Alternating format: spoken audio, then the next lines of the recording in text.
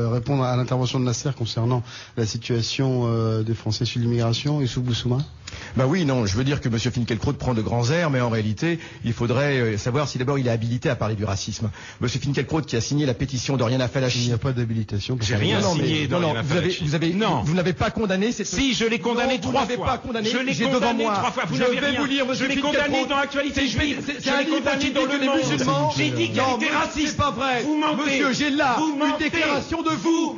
J'ai une déclaration de vous, Finkielkraut.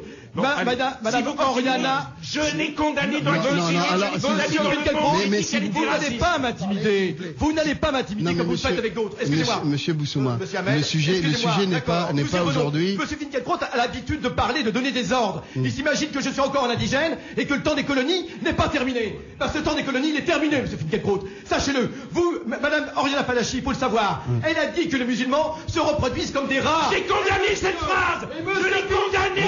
Allez, Monsieur Finkielkraut, j'ai devant moi un texte. J'ai un texte devant moi, Monsieur Finkielkraut. Je vais lire aux auditeurs ce que Monsieur Finkielkraut a dit. Beurre FM. Beurre FM, la meilleure des radios, c'est ça qui est naouré. Aujourd'hui, je le dis, je n'ai pas... En fait, la question que je voudrais poser, c'est que...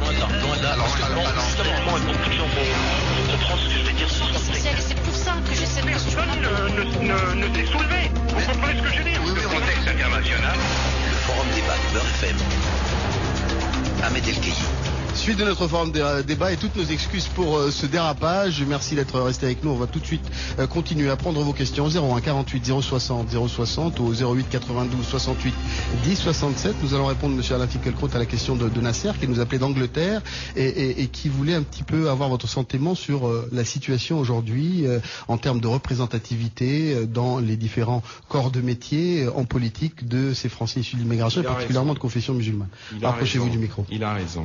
Il n'est absolument pas normal aujourd'hui que les musulmans, les gens d'origine arabo-musulmane, soient sous-représentés dans les professions qu'il a citées, dans les professions en plus qui incarnent la République. Il faut essayer tout faire pour mettre un terme à cette situation, à ce blocage, à cette difficulté. La question, c'est celle des moyens. Faut-il, comme d'ailleurs le demande notamment Nicolas Sarkozy, introduire une politique de quotas et de discrimination positive? Je n'ai pas de réponse absolue. A priori, parce que je suis républicain, j'y suis hostile. Je crois au contraire qu'il faut, donner à l'école toutes ses chances.